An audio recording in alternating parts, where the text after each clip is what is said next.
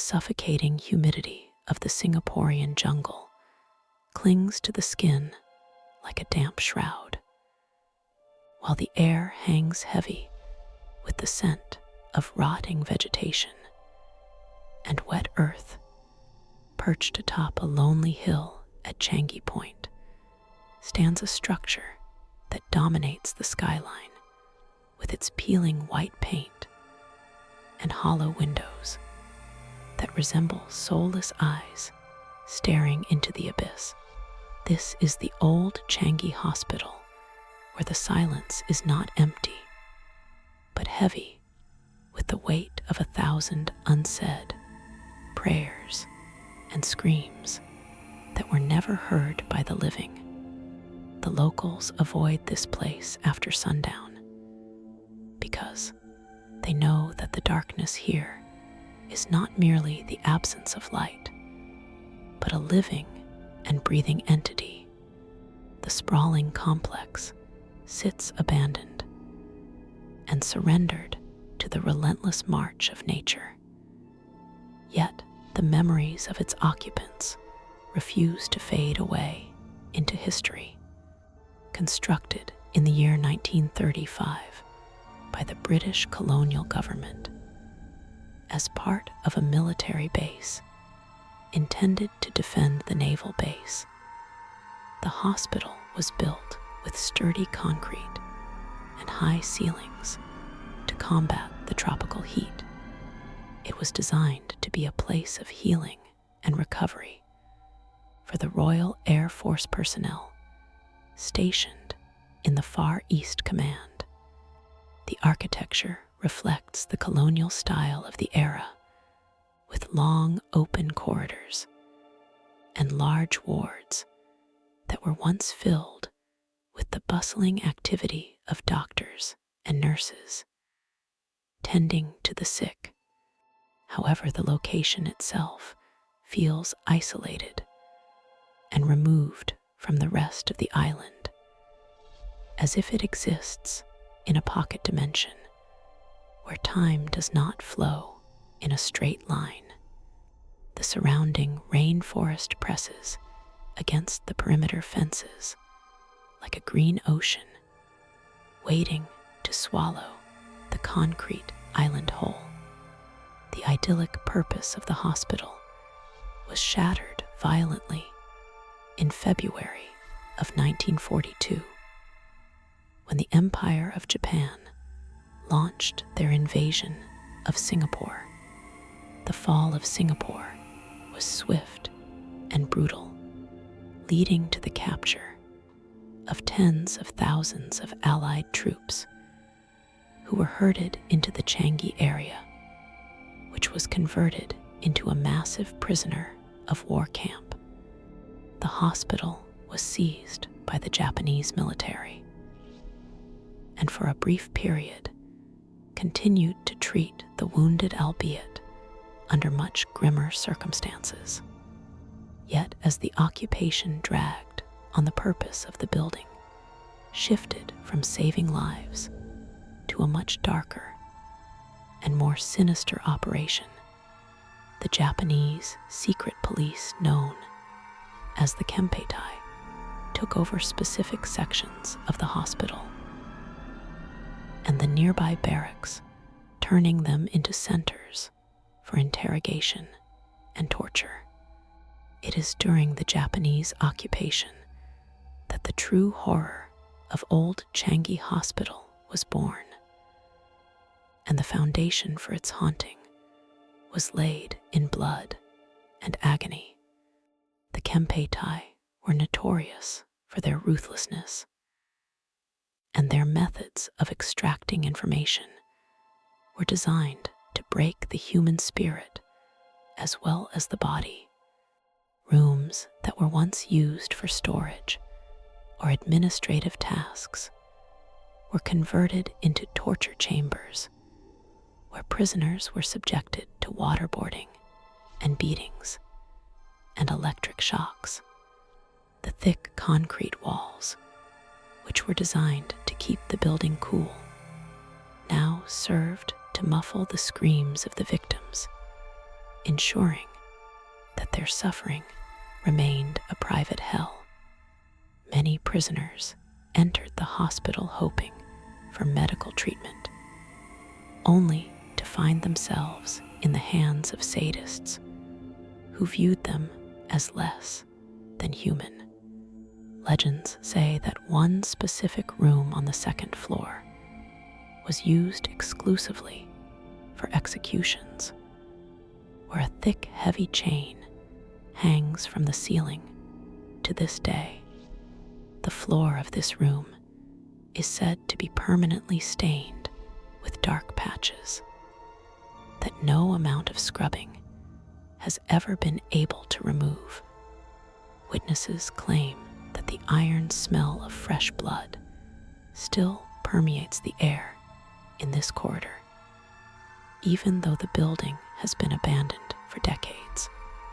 The spirits of those who died here were not granted the peace of a proper burial, but were often disposed of in unmarked graves in the surrounding jungle, or simply tossed into the sea. Their confusion and pain anchored them to the physical structure, creating a reservoir of negative energy that has only grown stronger with the passing of time. After the war ended in 1945, the British returned, and the building resumed its function as a hospital for the Royal Air Force. However, the atmosphere had irrevocably changed, and the staff immediately began to report unsettling occurrences that defied logical explanation. Nurses working the night shift would report seeing shadowy figures standing at the end of the long wards, watching the patients with an intense malevolence. Strange noises echoing from empty rooms became a common complaint, including the sound of heavy boots marching in unison on the tiled floors. Despite the fresh coat of paint and the return of modern medicine, the stain of the occupation remained just beneath the surface, waiting for the lights to flicker and fail.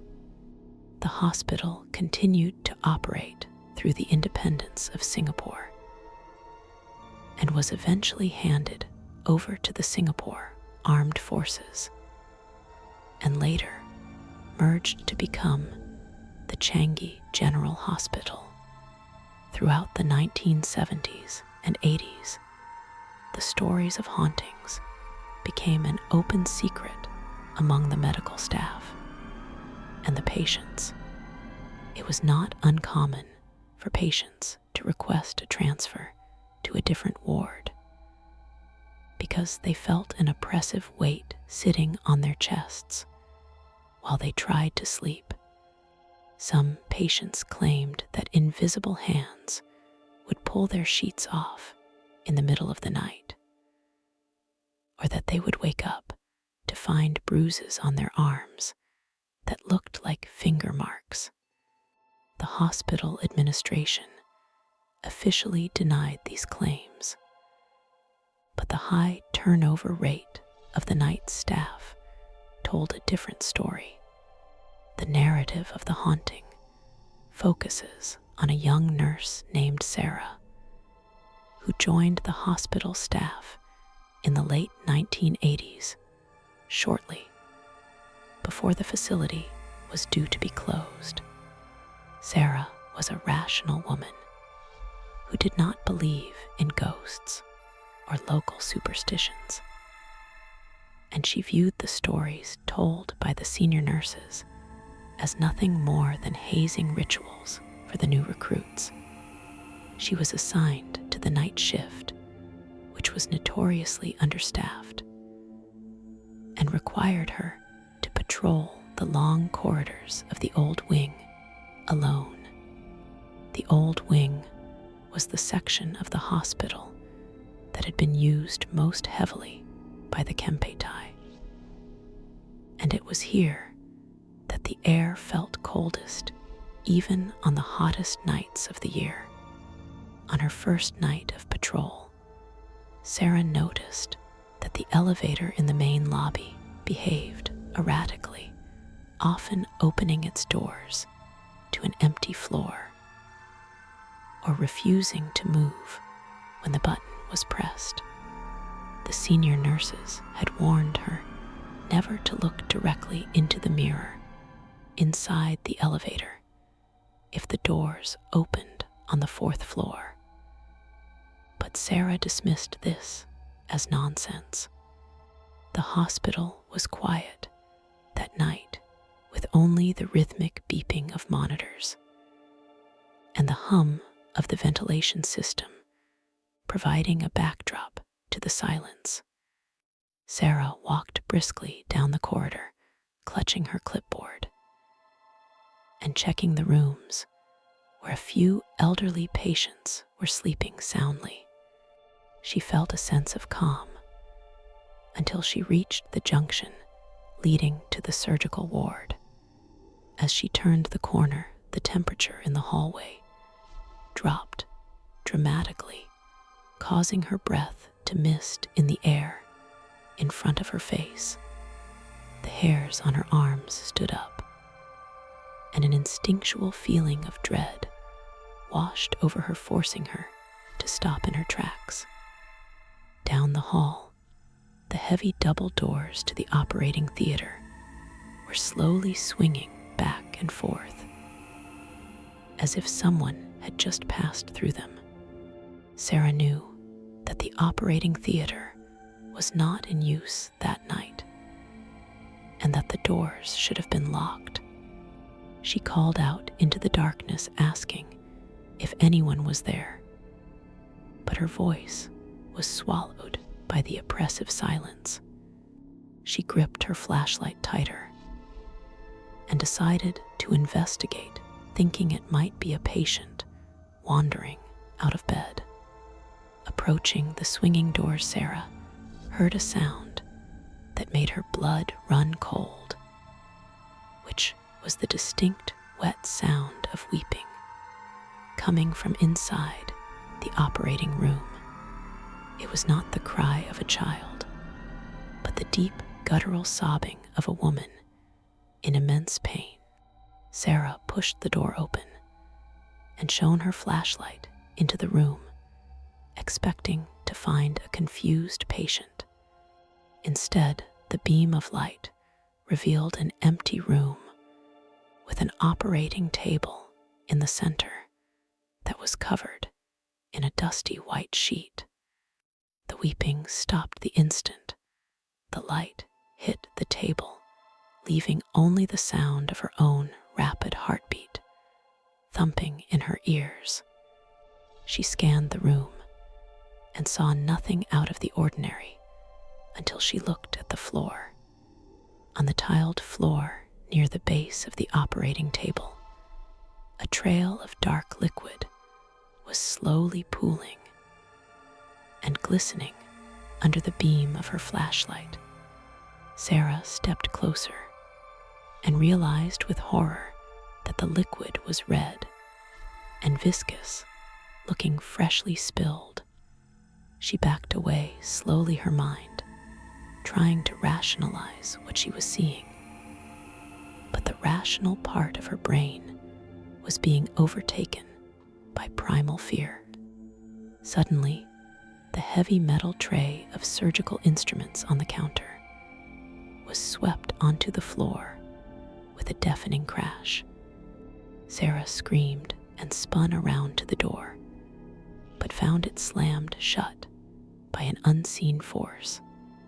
The room plunged into total darkness as her flashlight flickered and died, leaving her trapped with the unseen entity. In the pitch black darkness, Sarah could hear heavy breathing right next to her ear, sounding like the ragged gasps of someone whose lungs were filling with fluid. She squeezed her eyes shut and fumbled for the door handle, but her hands were shaking so violently that she could not grip the latch. A cold hand grabbed her wrist with a strength that was impossible for a human, and she felt long fingernails digging into her skin. She pulled away with all her might, and the grip released her, causing her to stumble backward into the metal cabinets. The flashlight flickered back on for a brief second, revealing a face directly in front of hers. The face was that of a man, but it was twisted in an expression of pure agony, with eyes that were completely white and a mouth that was sewn shut with thick black thread. He wore the tattered remains of a military uniform that did not belong to the modern era, but looked like the fatigues worn by prisoners of war. Sarah let out a scream that tore at her throat and finally managed to find the door handle. She threw the door open and scrambled out into the hallway, not daring to look back. She ran down the corridor, her shoes slapping loudly against the linoleum. As the lights overhead began to pop and shatter one by one as she passed them, she reached the elevator and jabbed the button, repeatedly praying for the doors to open before whatever was in the operating room could catch her. The sound of heavy boots marching in unison echoed from the darkness behind her, getting louder and closer with every second. The elevator chimed, and the doors slid open, revealing the empty cabin. Sarah threw herself inside and pressed the button for the ground floor, shrinking into the corner. As the doors began to close, she looked out into the hallway and saw a row of figures standing in the darkness. They were not moving, but simply watching her with hollow eyes, their forms flickering like static on a television screen. The elevator descended slowly, but instead of going to the ground floor, it shuddered and came to a halt between floors. The lights inside the cabin buzzed with an angry electrical hum, and the air grew thick with the smell of sulfur and decay. Sarah stared at the mirror on the back wall of the elevator, remembering the warning she had ignored earlier. In the reflection, she saw that she was not alone in the small space. Standing behind her in the mirror was a woman dressed in a nurse uniform from the 1940s, holding a bundle of rags that looked like a swaddled infant. The nurse in the reflection had no face, only a smooth patch of skin where her features should have been.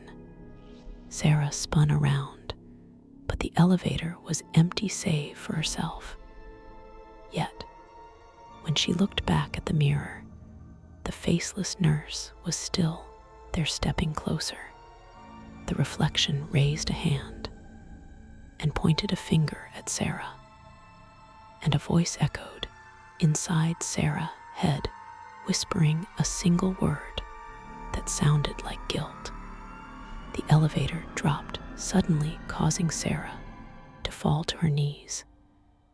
As the cabin plummeted down the shaft, it screeched to a halt at the basement level, the doors prying themselves open to reveal the damp concrete walls of the morgue.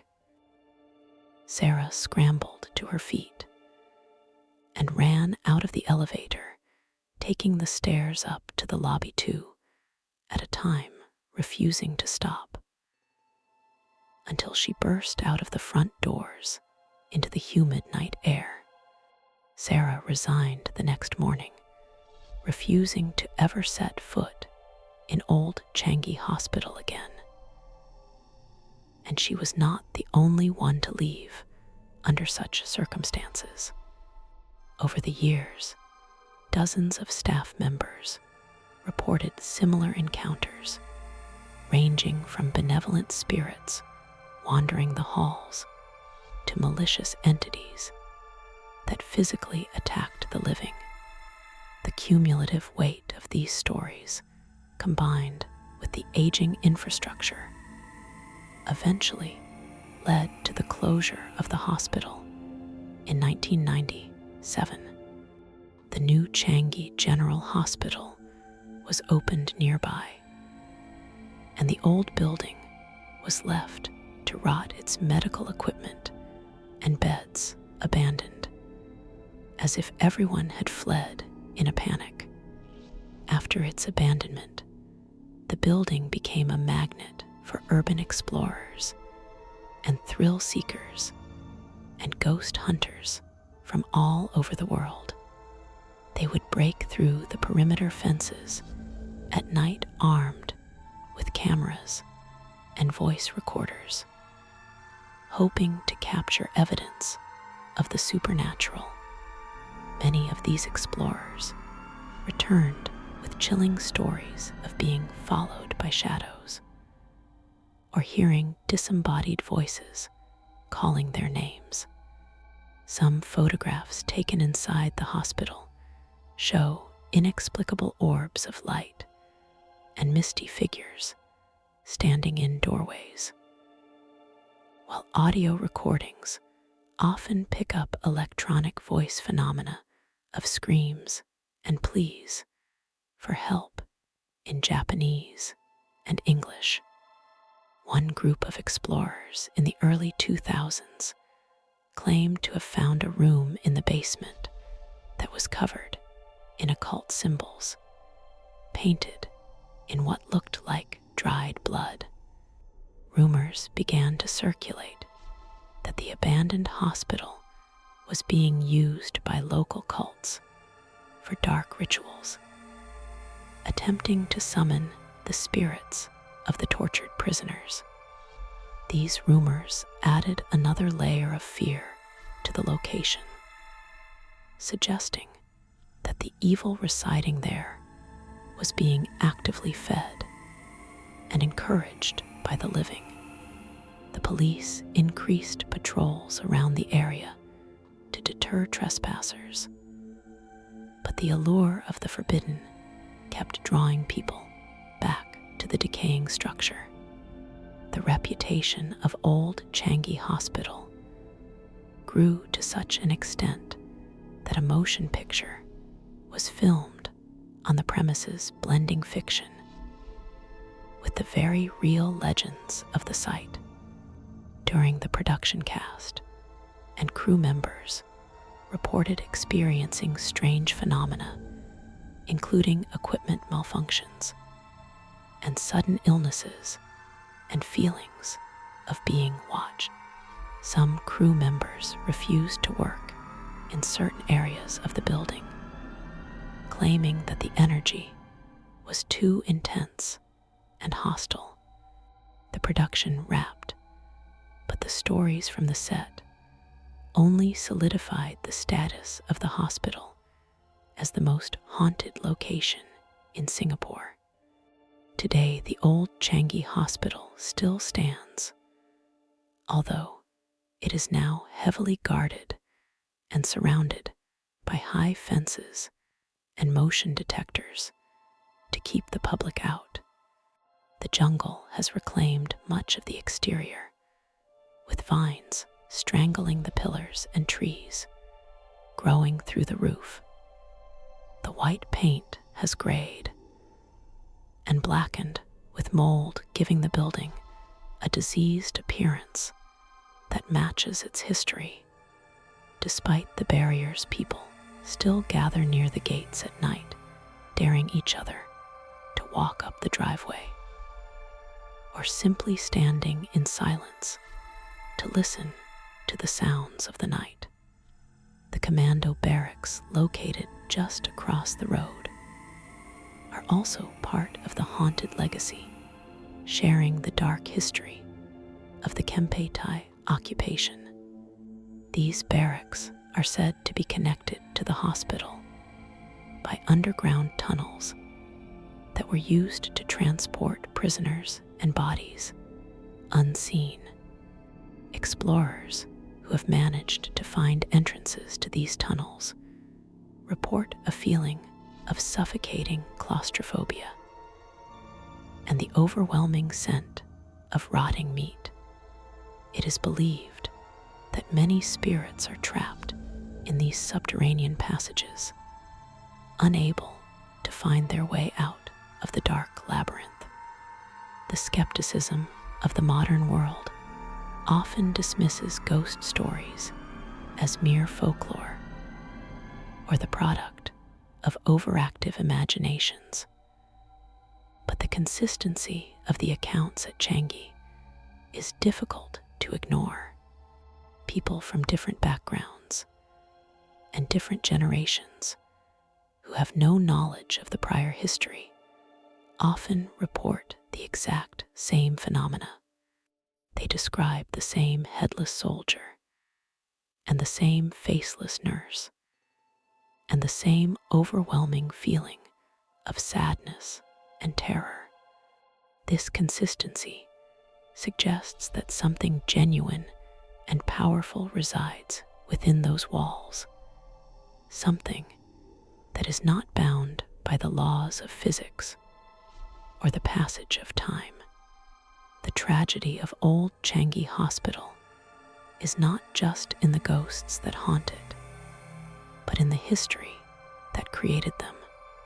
It stands as a monument to the cruelty of war and the suffering that humans are capable of inflicting upon one another. The entities that are said to walk the corridors are not monsters in the traditional sense, but are the lingering echoes of victims who died in fear and pain. They are trapped in a loop of their final moments, unable to move on, because the trauma was too great to be resolved by death alone. Locals believe that the land itself is cursed, perhaps, even before the hospital was built, and that the bloodshed during the war only awakened a dormant, ancient evil. Feng Shui masters who have visited the site claim that the hospital sits on a convergence of negative energy lines, which acts as a battery for the supernatural. They warn that disturbing the site or attempting to demolish it could release this energy, causing calamity for the surrounding area. This belief may explain why the building has been left standing for so long despite the high value of land in Singapore. Every year during the Hungry Ghost Festival, the locals leave offerings of food and incense and hell money at the gates of the hospital to appease the wandering spirits. They pray for the souls of the forgotten soldiers and the civilians who perished there, hoping to bring them some measure of peace. The smoke from the joss sticks drifts through the rusty gates and curls around the overgrown pillars, carrying the prayers of the living to the dead. It is a solemn ritual that acknowledges the presence of the unseen and the respect that is owed to the past.